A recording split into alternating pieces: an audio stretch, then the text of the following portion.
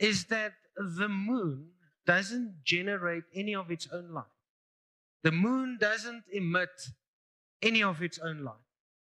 The moon reflects the light of the sun. I didn't know that. So, for the moon to shine its light, it needs to reflect the light of the sun.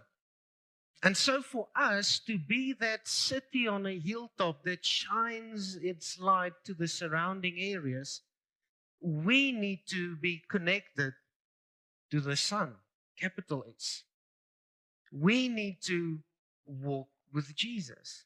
He is the light. So we won't be able to shine any light into the world if we're not connected to the one who is the light.